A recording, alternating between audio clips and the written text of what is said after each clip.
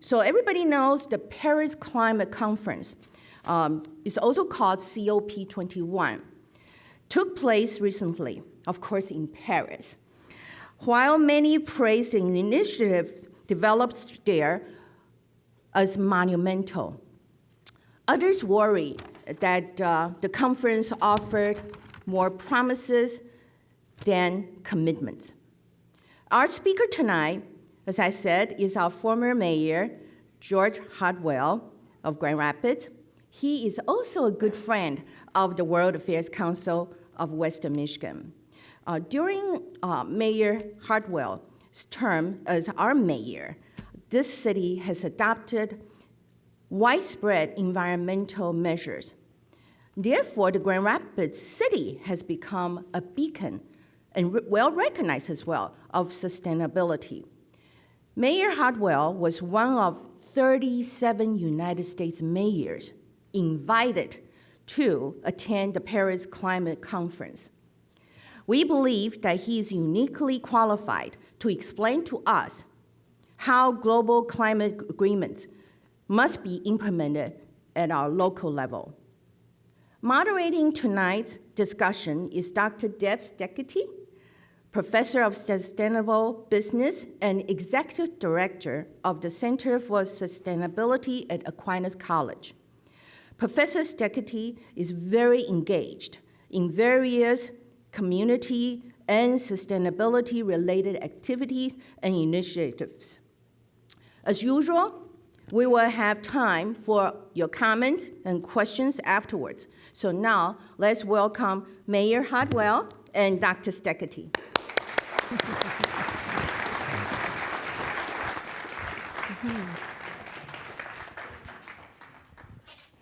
Well, thank you, Ping, and thank you all for joining us here at Aquinas College. It's our pleasure to host you here. We are always very fortunate to have this association with the World Affairs Council because we encourage our students to take a global perspective and know that you do that as well. I'd like to give you a little bit of sense of how we're going to approach our topic tonight. I keep wanting to say Mayor Hardwell, and you're still an honorable George Hardwell, is joining us and will give a formal presentation of about 20 to 25 minutes.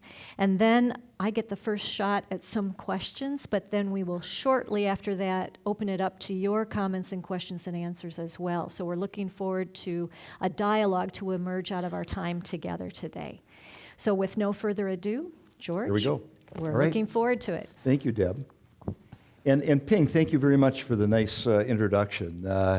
And to Dixie and Erica with the World Affairs Council. This is such an honor for me to be asked to be a part of this amazing series, Great Decisions series. So with no further ado, let me take you through about 25 minutes. I think it's going to be, Deb.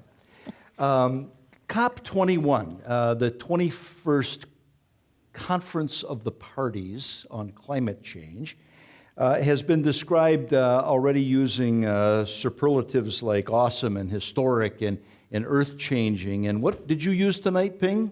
I said Monumental.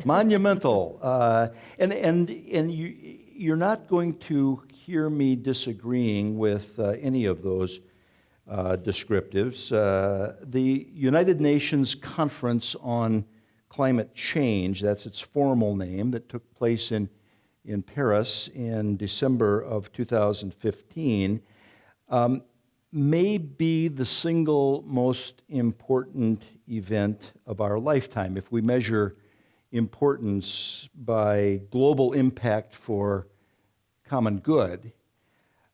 And at the same time, I want to present you tonight with a qualified endorsement of the COP21 outcomes. So what I want to do is, in the next 25 minutes, is set out first the tenets of the agreement itself, and then talk a bit about the process by which the agreement was developed, and then finally look at what it really means. That is, what will have to be done if we're going to achieve the goals of COP21, and that's That's where my qualified endorsement will come in. And then Deb and I will have a discussion, and finally, as she suggested, open the floor to you. So, let me start with the bones of the agreement.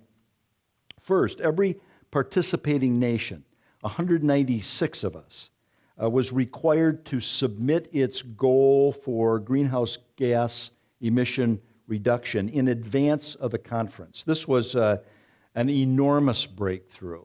It was the first time, dating all the way back to the important Kyoto Accords of 1997, nor any of the subsequent update agreements up until this one had required of nations to submit their measurable, verifiable goals. I'm going to say more later about how that happened, but what's important to note for now is that the agreement has an appendix setting forth the goals established by every one of those 196 nations. Second, the agreement sets a long-term goal of maintaining global temperature average increase at no more than 2 degrees Celsius above temperatures of the pre-industrial era. That's 3.6 degrees Fahrenheit.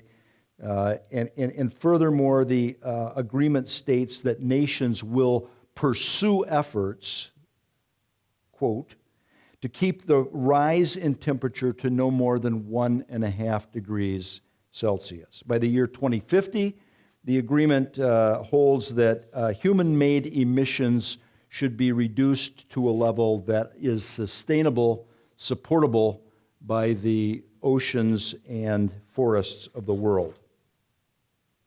Third, beginning in the year 2020 and every 5 years thereafter, nations will be required to report progress toward their stated goals.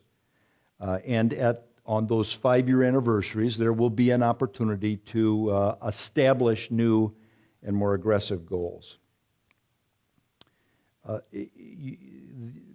Understand, please, that the cumulative impact of all of those aspirational goals that were submitted in advance of the conference, the cumulative impact still doesn't achieve the 2-degree Celsius target. So it's imperative that we get progressively more aggressive in our goal setting between now and 2050. Fourth, there is a requirement that the developed nations provide financial support to less wealthy developing nations to allow them to leapfrog energy technologies and make other investments in emissions reductions that they might not otherwise be in a position to afford. Let me illustrate. Let's say that a developing nation needs to build a power plant to accommodate the pace of its economic growth, and fossil fuel electric production is the most inexpensive and viable option for them to construct and operate.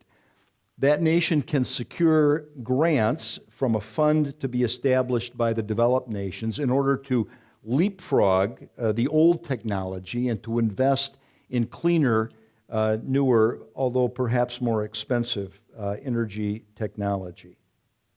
The amount of funding required was not written into the agreement, but the stated goal of the participants is $100 billion a year. This will require a significant increase in from our nation and others in our international aid.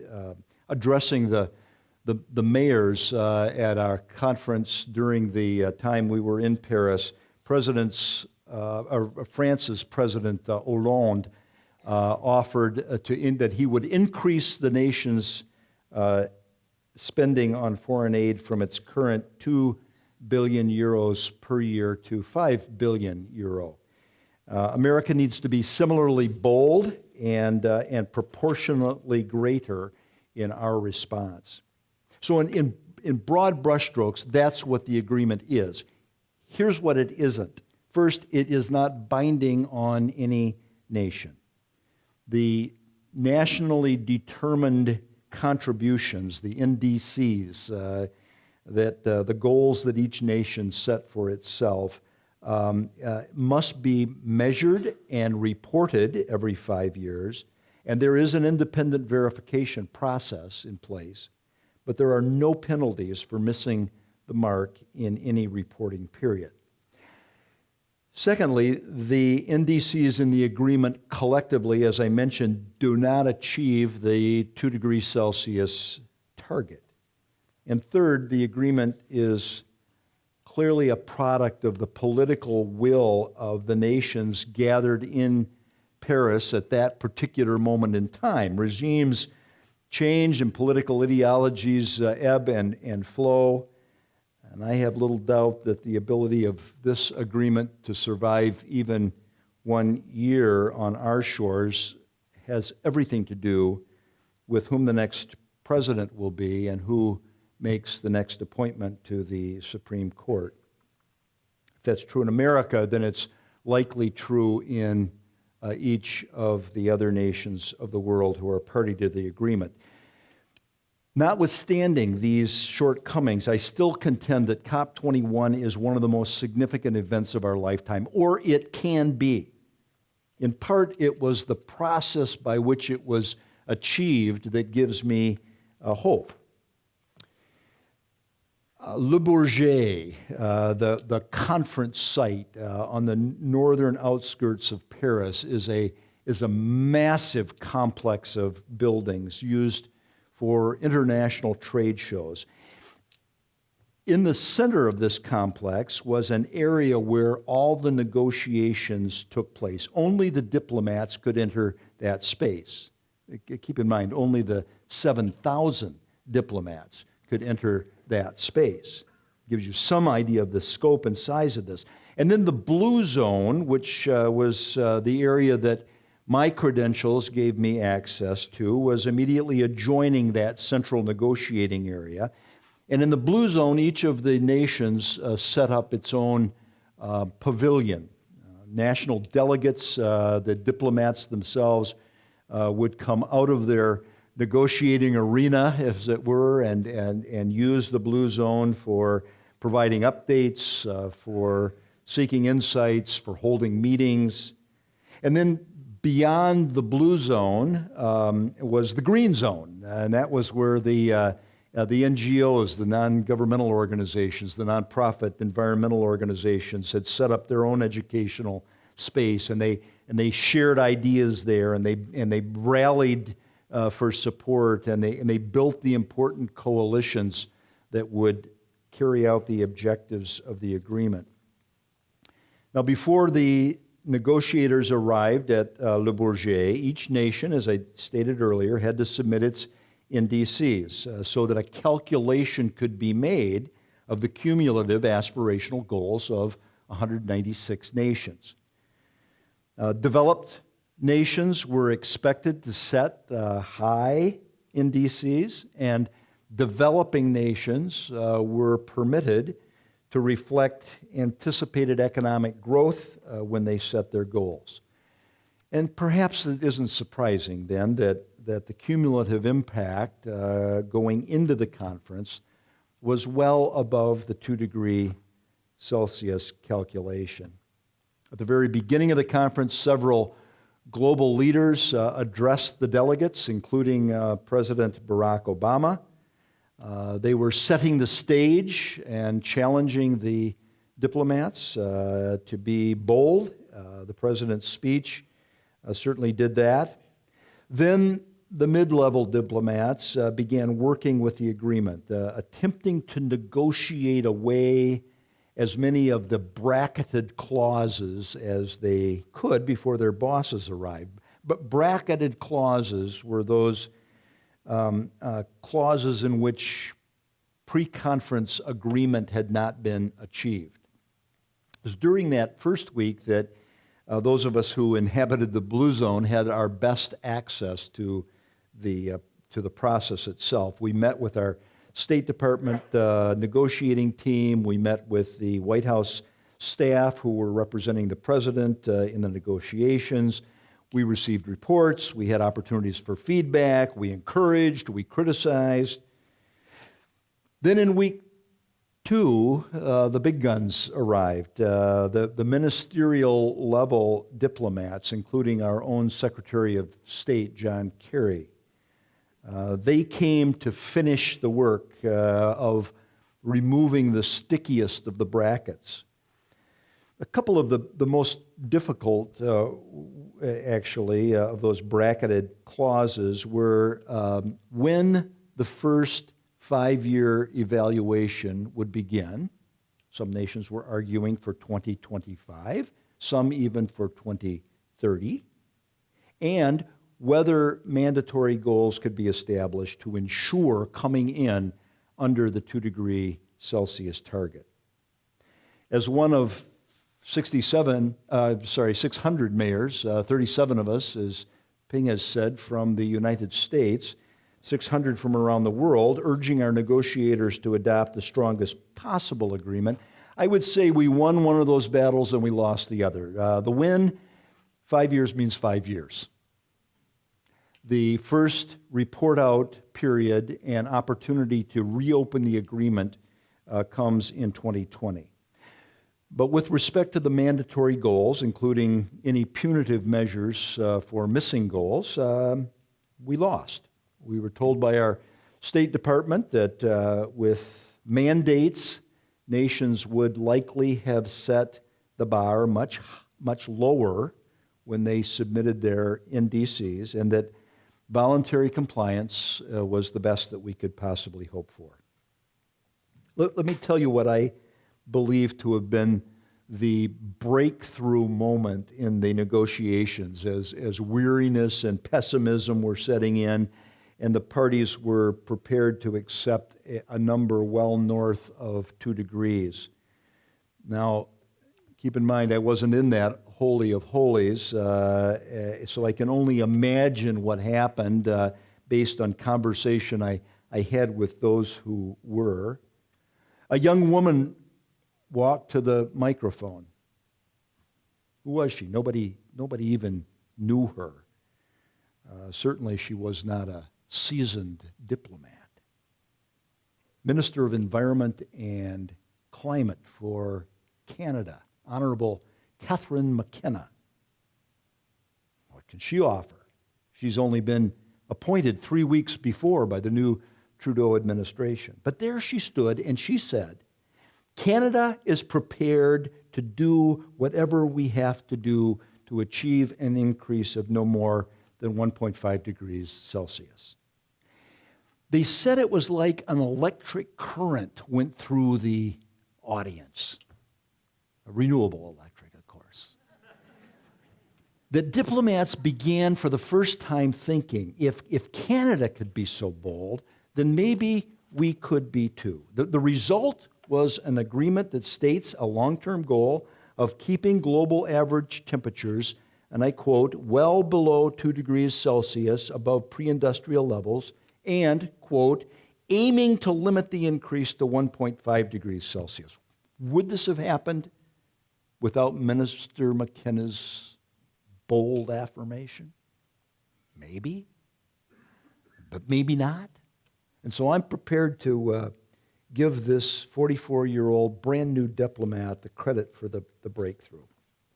Now, I've shown you what the bones of the agreement were. I've described the process by which it was developed. Let me now editorialize on what it means and where we go from here.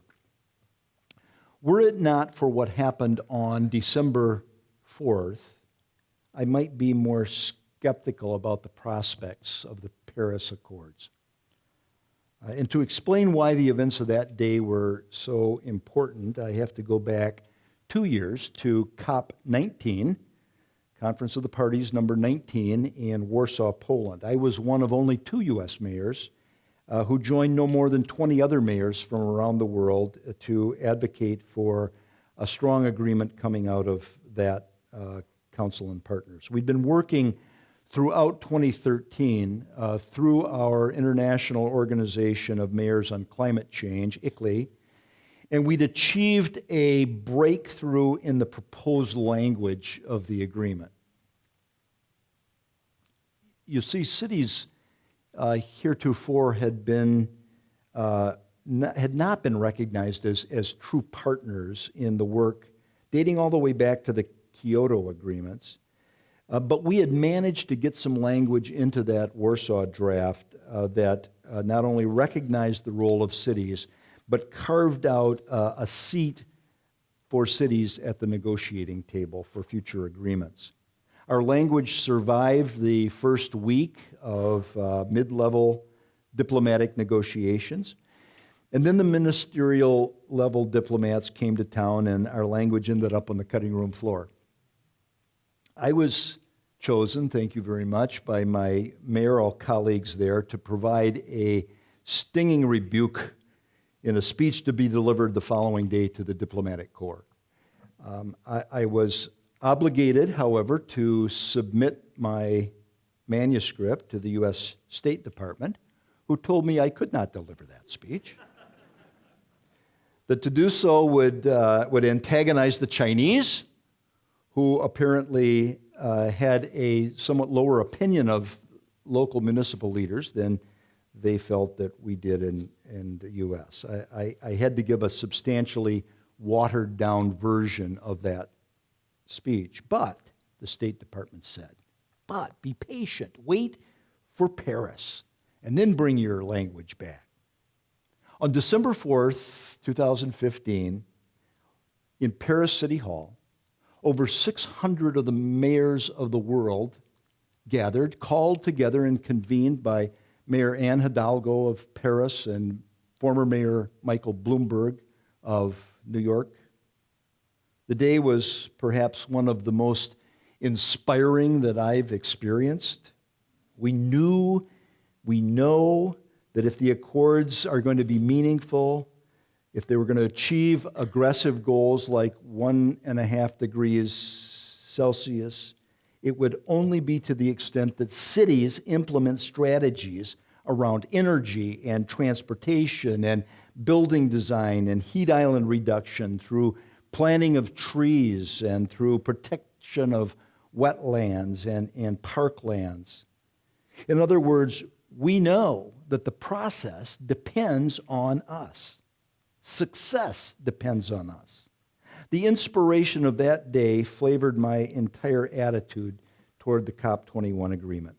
That day we talked about what we've done in our respective cities. We proposed solutions. We challenged each other. We encouraged one another. We listened to speeches from France's President Hollande, from Al Gore, from Leonardo DiCaprio and Mark Ruffalo. The U.S. mayors met with our 8 U.S. senators who attended the conference, and we talked about legislative needs, and we secured their commitment to at least try to introduce such legislation. We met with White House staff, and we encouraged the administration to be aggressive in their use of executive orders. We heard from U.S. EPA Administrator Gina McCarthy and U.S. Secretary of Energy Ernie Moniz. We caucused and we kibitzed and we bragged, because that's what mayors do, and we promised. And I can tell you that to a person, we left energized. The rallying point became 2020, the 5-year report, and the revisiting of the COP21 goals. We are confident that the progress in cities will stun the diplomats in 5 years. That they'll look at the progress on greenhouse gas reduction coming out of global urban centers and agree to even more aggressive measures.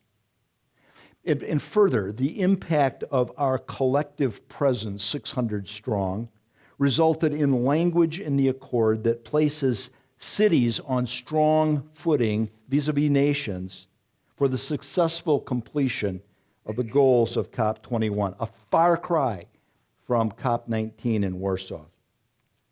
Now, most of you know the Grand Rapids story. You know that a dozen years ago, a mayor called a tree hugger by his friends, much worse by his opponents, set out to make us the most environmentally, socially, and economically sustainable city in the nation. You probably know that the United Nations designated Grand Rapids as its first regional center for expertise on sustainable development in the U.S. Perhaps you know that the U.S. Chamber of Commerce recognized Grand Rapids as the nation's most sustainable mid-sized city, and that the U.S. Conference of Mayors gave Grand Rapids its first place award in climate protection in the large city category because our efforts surpassed those of cities substantially larger than we. Perhaps you know that EPA ranks us in the top 20 cities for renewable energy in the country, and that the U.S. Green Building Council recognizes that we have more LEED certified buildings per capita than any other city in the nation. And you know that we did this in one of the more politically conservative regions of the country. If Grand Rapids can do this, then anything is possible. And given the commitment that global cities are making, I have reason to be optimistic. Dr.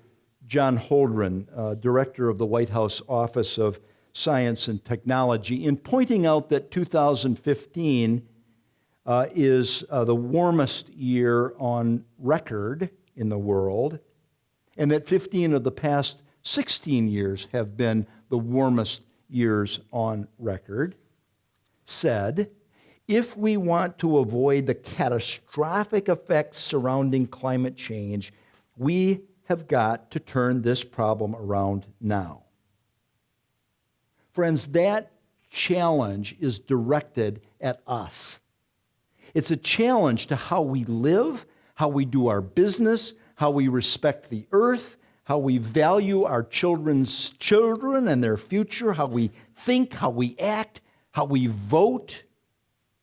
It's easy to look at the magnitude of the problem and conclude that nothing can really be done to reverse it, or that our small contribution doesn't make a difference. Pope Francis, in his recent encyclical on climate change, though, said this: what would induce anyone at this stage to hold on to power only to be remembered for their inability to take action when it was urgent and necessary to do so? The Pope's words serve as an important reminder to leaders at all levels of government that they must not squander the important political capital and power that they have. But I would conclude my remarks by suggesting as well that each of us is in a position of relative power, and thus each of us has a responsibility to act. Each of us has had our eyes open to the plight of the earth. We've heard the earth's cry. We know the historic rate of species extinction. We've seen the suffering of humanity in climate's bullseye. We can't claim ignorance. Neither can we rest on past accomplishments. Now, I wrote this speech before last week's monumental setback of the environment by a highly partisan United States Supreme Court that intervened in an historically unique fashion that sets aside President Obama's Clean Power Plan. The plan is the cornerstone holding up our commitment to the Paris Accords and was one of the principal recommendations coming out of the White House task force on which I served. By brushing aside the unanimous decision of the district court, while that decision was still under appeal, the Supremes declared that the plan could not be implemented until appeals are exhausted, implying in their action that should it ultimately end up before their bench, it will be overturned. The death of Justice Scalia Saturday and the noise of the presidential primaries leaves all of this in a state of utter confusion. And still, I chose not to change the tone of this Great Decisions speech, convinced as I am that with or without our national governments, the people of the world and the leaders of the world's cities will do the right things, the sensible things, the salvific things. Last August, with 3 grandsons, I canoed the Sylvania wilderness in the western Upper Peninsula.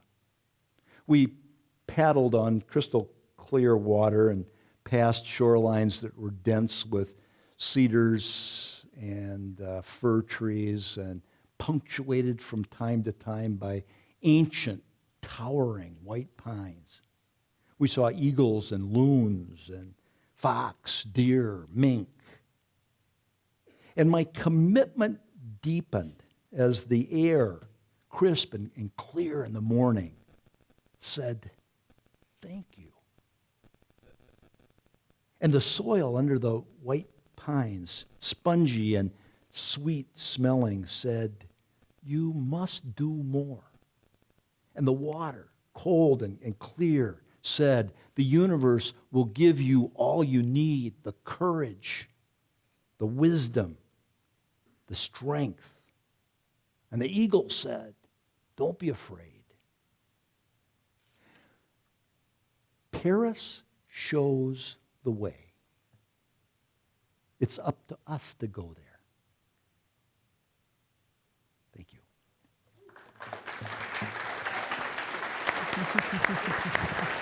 Thanks.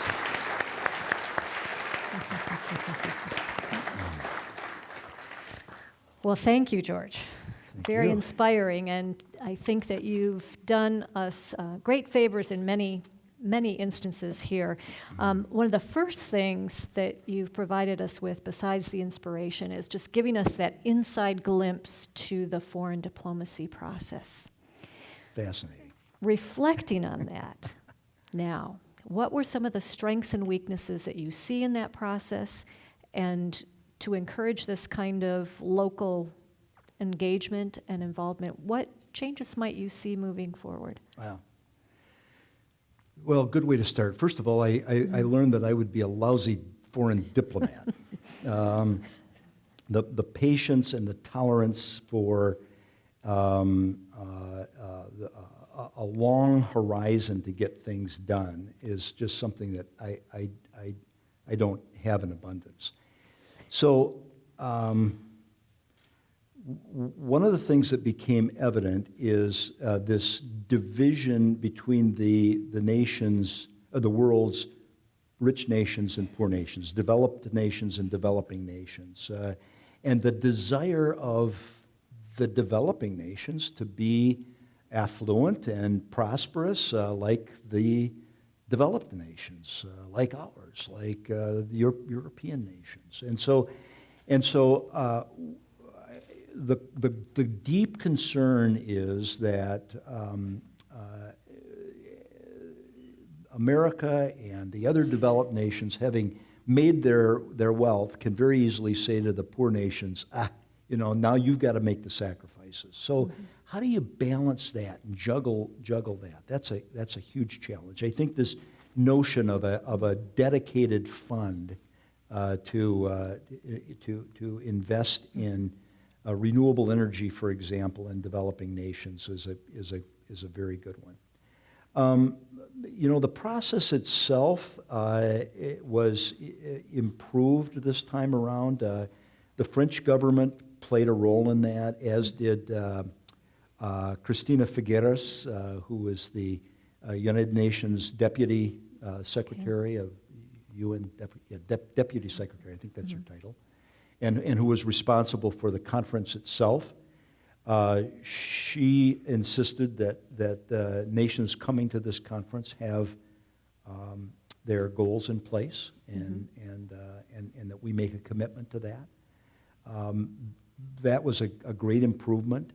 I think, I described a physical venue setting where it would be easy for the diplomats to remain isolated. I mean, they had their own entrances, they had their own transportation. They could completely avoid us. And I suspect that in many cases they did. We had relatively good access to our diplomats who would come out and talk to us. We would meet with them in the evening at the ambassador's residence one evening, the U.S. ambassador's residence to France. And so I think, for the diplomats to be isolated from the world is pretty easy. And to get locked into the art of diplomacy without, maybe that's not seeing the forest for the trees, but a lot of it was about the diplomacy of moving an issue to agreement. And in the process, I think something gets lost in terms of a connection to the real world. Okay. Yeah, moving from the ideas to the practice that needs to happen, right? Yeah. Good. Thank you. So you've got a lot of optimism about the roles that cities will play and city leaders will play in that. What provides you with that optimism that all the cities will play, or how many cities do we need to play in that? Yeah, so here's one reason why I'm optimistic. Following the President Bush II's withdrawal from the Kyoto process, I mean, he pulled the U.S. out of the process before even submitting it to Congress for authorization. And then Mayor of Seattle, Greg Nichols, said in effect, Mr. President, you may not care, but I do. And I think there are mayors all over this country that care, that want to get this done. And so Nichols developed something called the Mayor's Climate Protection Agreement and submitted it through the U.S. Conference of Mayors. Mm-hmm. And mayors began signing on. I was in that early group of, I think, 120 that signed on immediately. Over the years, more have joined. Today, there are 1,050 mayors, cities, who've committed to in effect, the goals of the Kyoto protocols, and have been working for the past decade plus on achieving those goals. That gives me some encouragement. When I see the way that our city has embraced sustainability as a cultural aspiration, I'm encouraged by that. Because again, if we can do it here, then I think any city can and every city should. And so if there's a political will, if there's the strength and courage on the part of elected leaders, buoyed by and supported by their citizens, I think we will achieve phenomenal things toward the 1.5 degree cap. Okay, thank you. Question about social justice. So something that the Pope's encyclical brought forward, something that we talk a lot about here at Aquinas. Based on that social justice perspective, what kinds of discussions were surrounding in the COP21? Good. Well, first, before answering that, let me just say that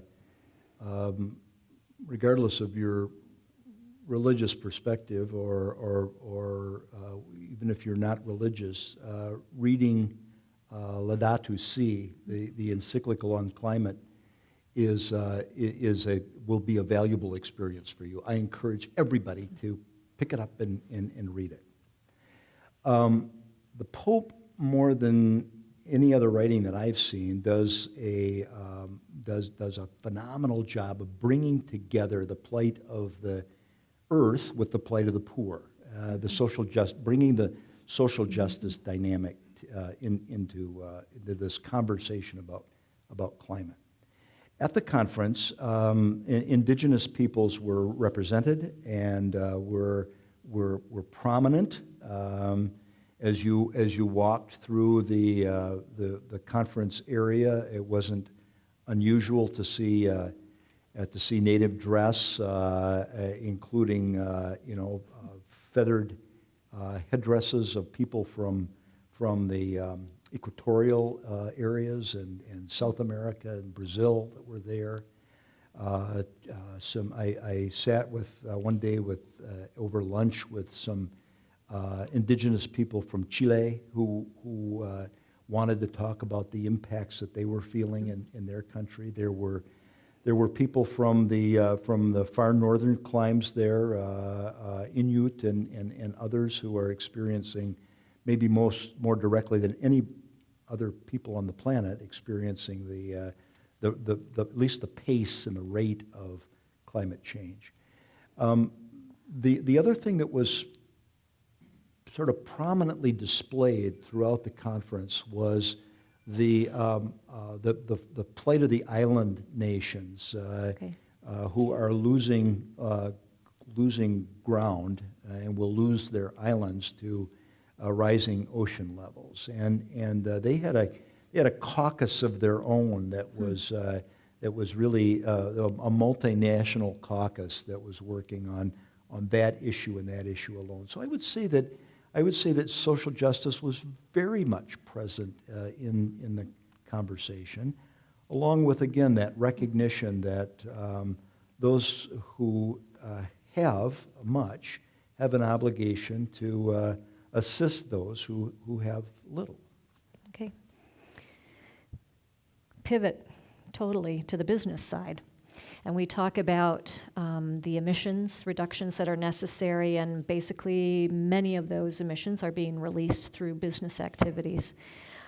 In what ways, if any, was business influencing the process or the goals of COP21? Did you see some of that influence? And looking forward, what do you think that influence needs to be or will be? Yeah, good question. So I probably should have been more descriptive as I was describing the site itself, because off-site, completely separate from Le Bourget, was another.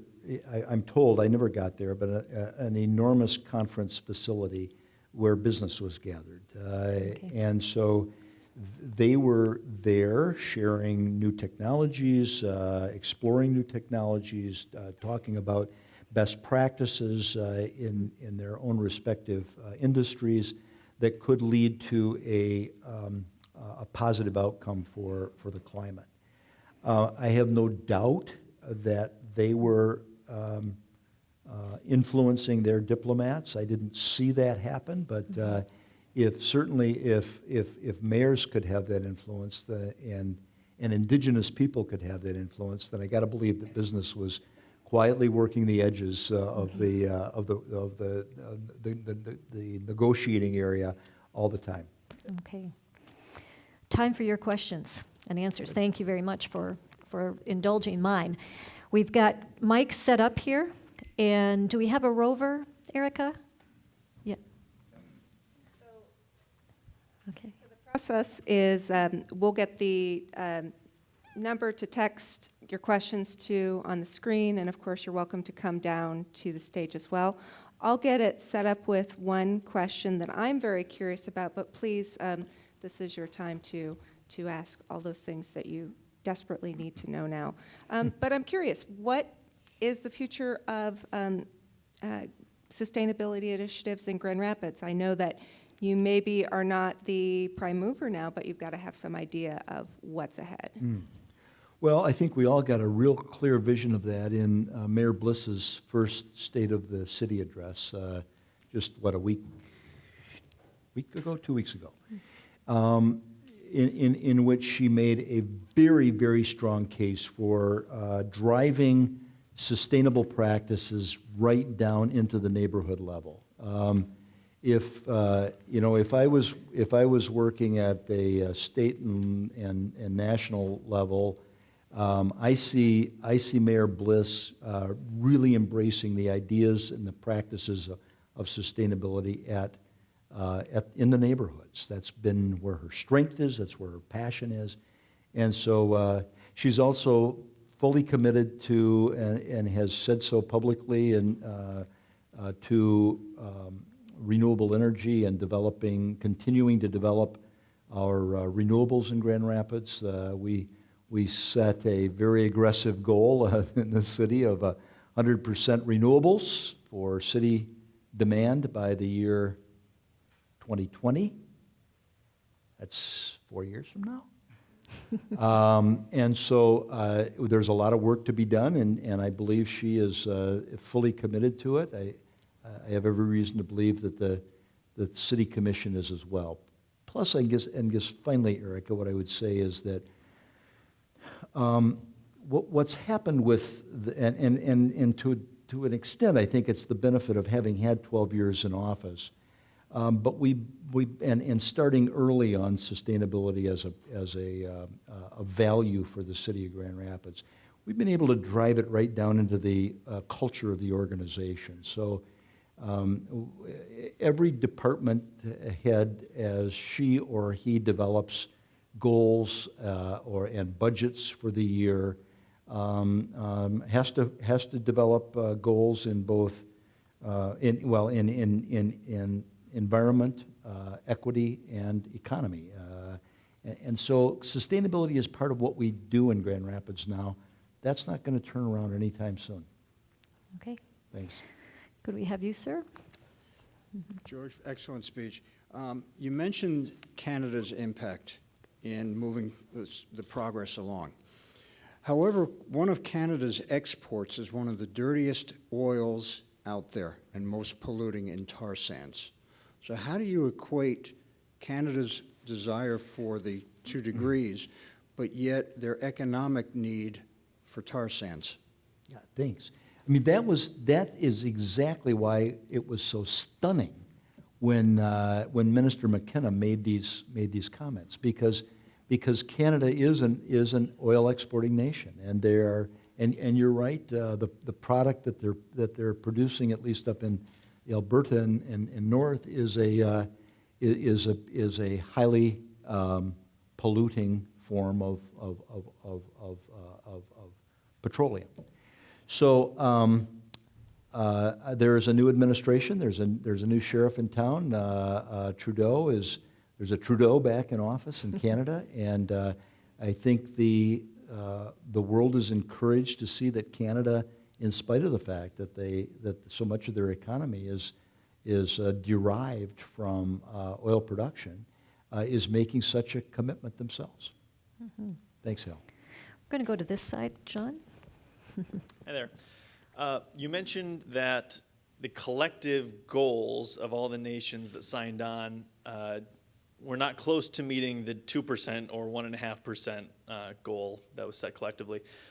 So number one, I was wondering if they did disclose what the total cumulative kind of goals of the nations did come out to as far as a temperature increase, if it were to stay the same. And the second part of my question is, do you feel that the U.S. realistically could have or should have made a more aggressive goal? Yeah, great, thanks. So I don't know. I should have a good answer to that question, and I don't. So I'm not sure what the cumulative aspirational objective of the NDCs is. My understanding is it is above, but not far above 2 degrees Celsius. And that the expectation is that over time, with these 5-year reviews, that they'll begin to drive it down and drive it down and drive it down, so that as they become ever more aggressive, they'll in their goal setting, that we can get below that 2 degrees Celsius number. Can it happen in the U.S.? Absolutely, it can. I mean, so here's a fact. In spite of George W. Bush withdrawing from Kyoto, the United States achieved, by 2015, which was the target year for Kyoto, achieved the greenhouse gas levels that were set in that agreement without being a signatory, without Congress having adopted it. We met the goals. I think it depends entirely on elected leadership at all levels of government, local, state, and national government. I'll go to my grave an optimist, but I believe it's entirely possible that we can not only achieve, but that we can begin to lead the world in that regard. Okay. Thanks for asking. Another comment here. Hi, Mayor Hartwell. My name's Peter. Background in engineering, the sciences. I've been tracking the climate issue closely. My concern is education and awareness. Thank you for all you've done for the city, but I hardly ever read about it in the Grand Rapids Press. I hardly ever saw interviews on any local TV. The first interview of you I saw regarding the time you spent in Paris was off of WEMU on the other side of the state. Okay, I'd like to say to anybody in the building who's in local media, you're dropping the ball, okay? And I know that there are libraries all across the state holding events.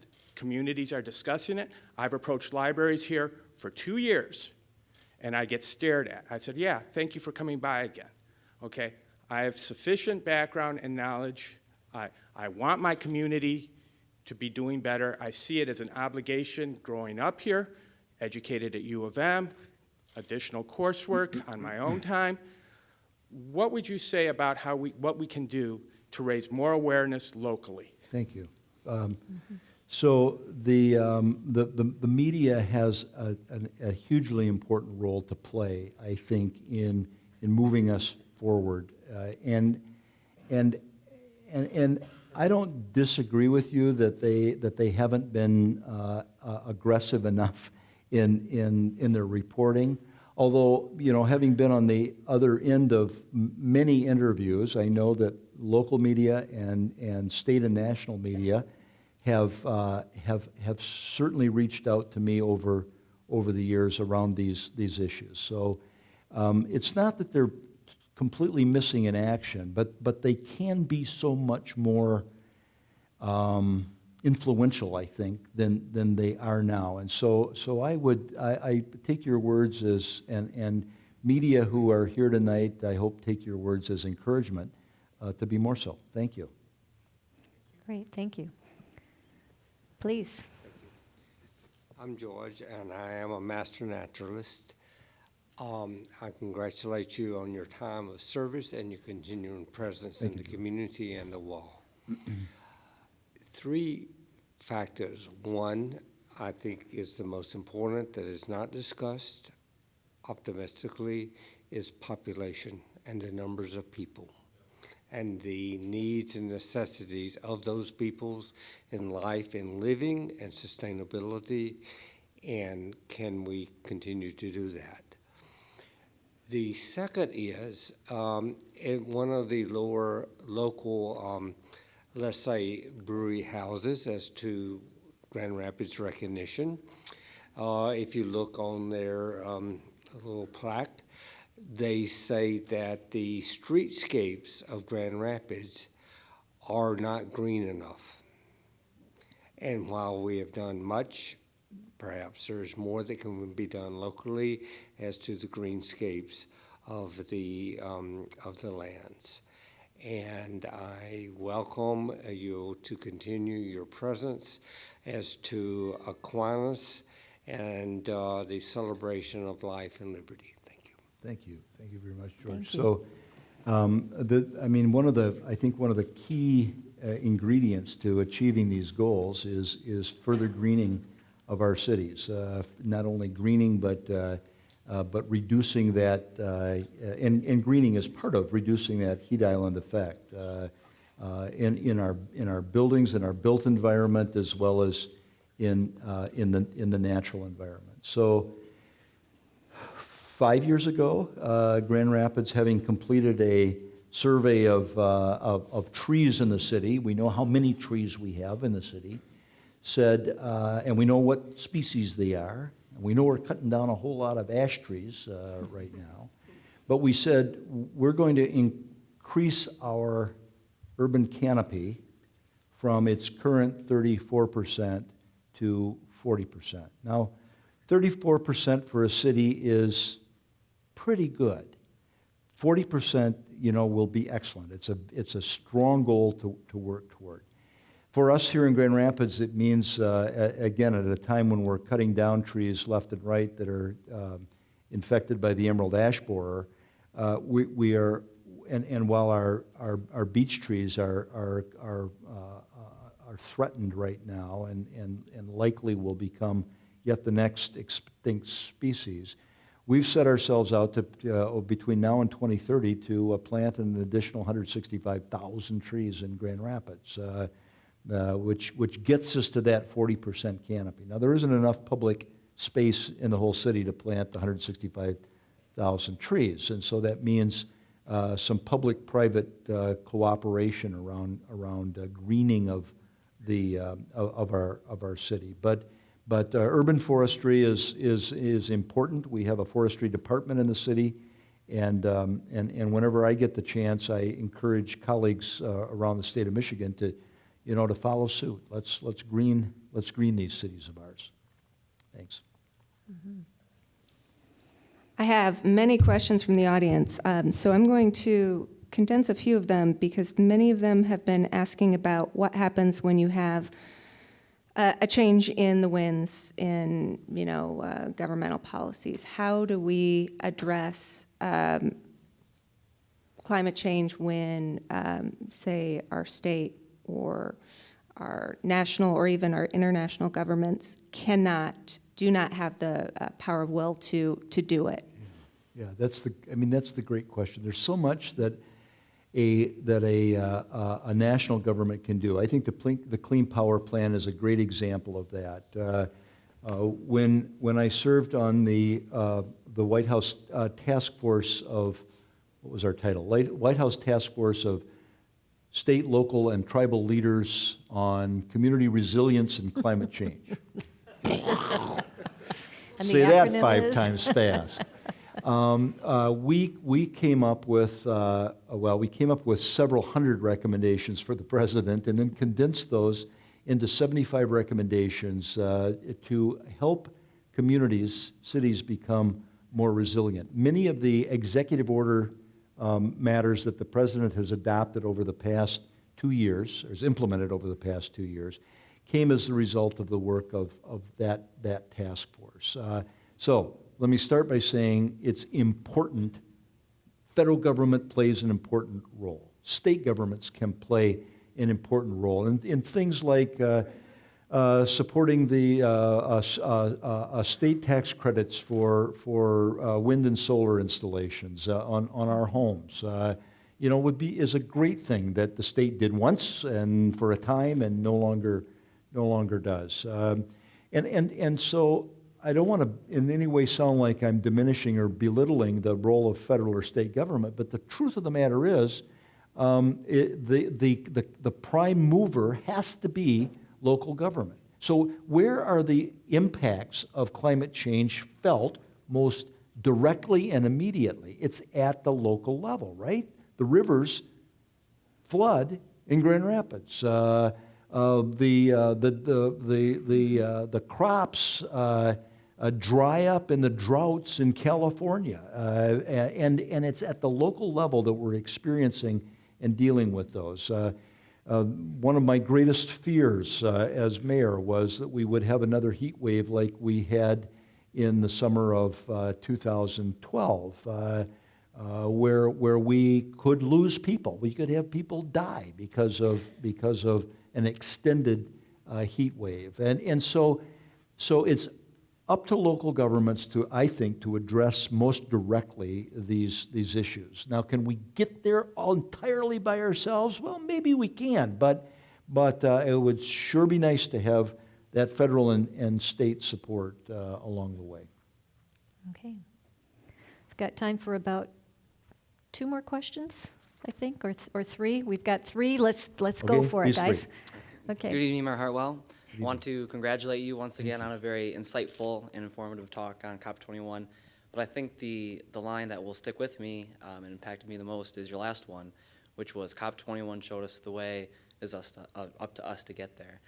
So I was wondering if you had any suggestions on opportunities for us to get more involved, us all here, the community, more at the local level here in West Michigan, possibly on the public policy or local government side. Great, thanks, Jim. Well, so sure.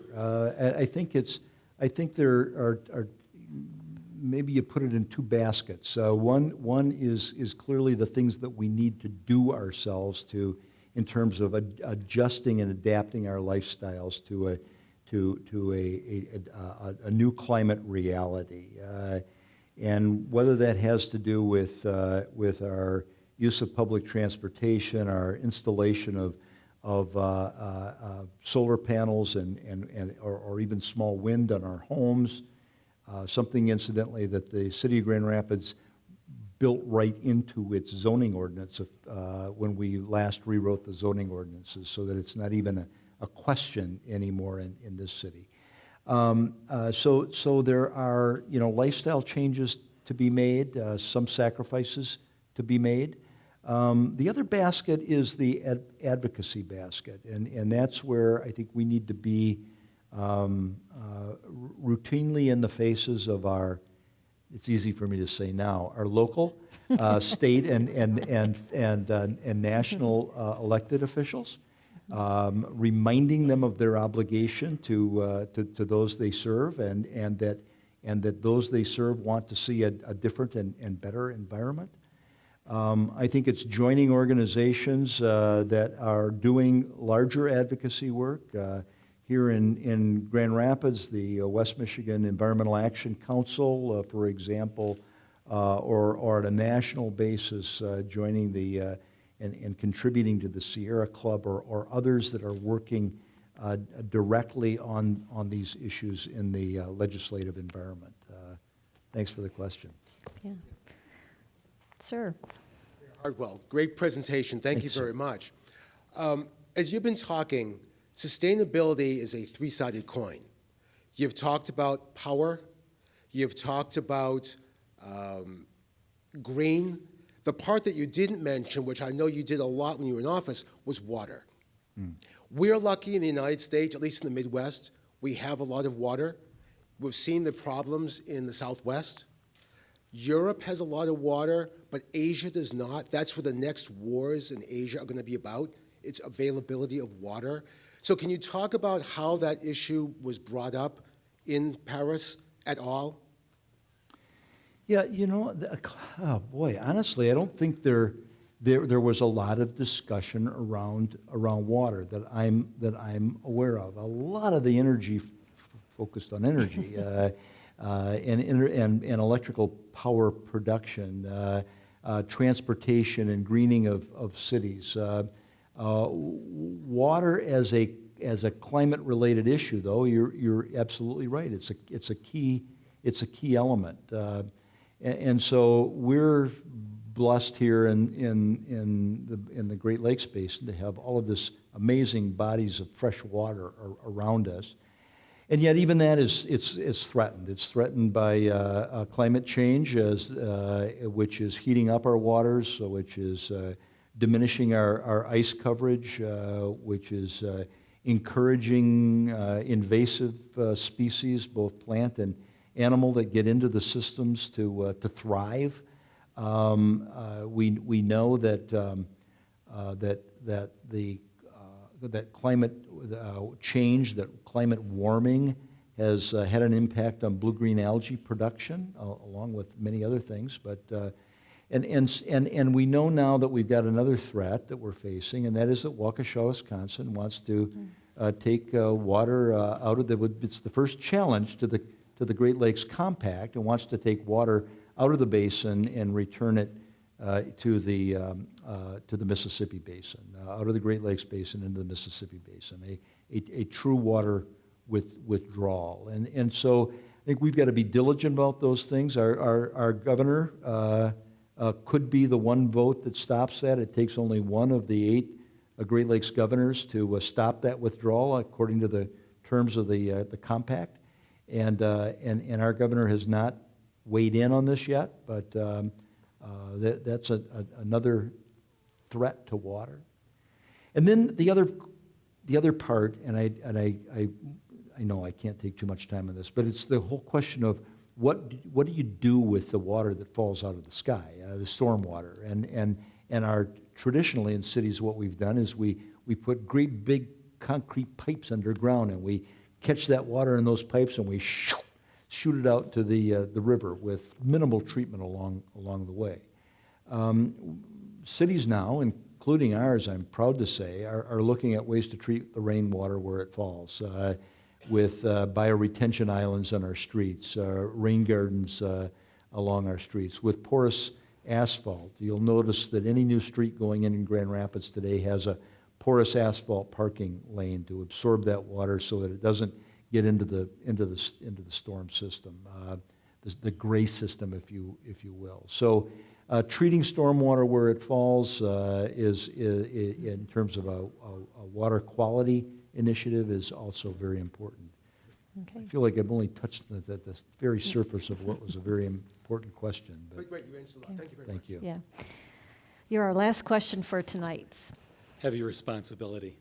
Mayor Hartwell, thank you. It's a very inspirational speech. One of the concerns that I have is that in order to have a sustainable agreement, we need to have a sustainable support. And you've talked about top-down leadership. To get bottom-up commitment, I feel like we have to have more communication on the economic side of the argument. I hear about providing subsidies to the poor or to poor nations, but people, I think, tend to hear that as dollars coming out of somebody's pocket and going there.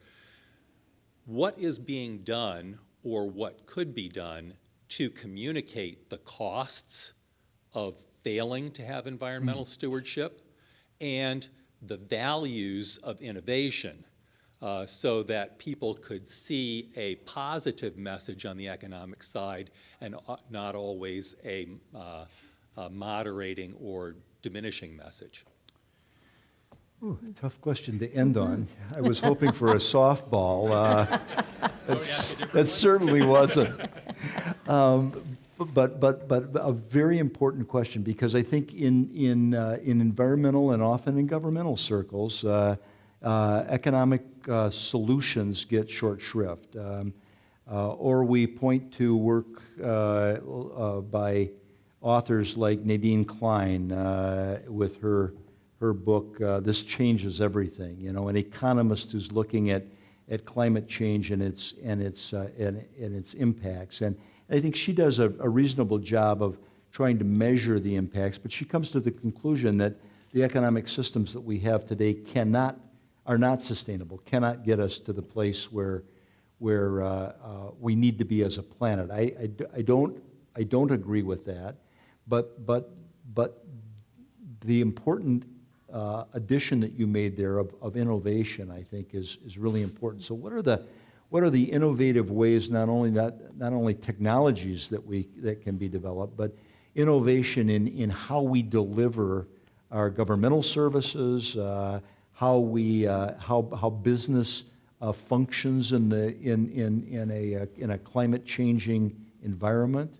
It's been business that long before government knew how to spell sustainability, business was driving that, and they've got to continue that and continue that kind of leadership. Boy, I don't feel like I gave a good answer to that question at all, but you put it in front of us, and I think holding up an economic approach is critically important. Good. Thanks. Well, thank you.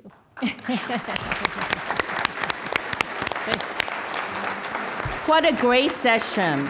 So on behalf of the World Affairs Council, we want to thank you, Mayor Hartwell. Thank you, Ping. And we want to thank you, Dr. Steketee, And I have to add, thank all of you. This was such a inspiring discussion. And thank you so much. It's such a comprehensive summary of COP21.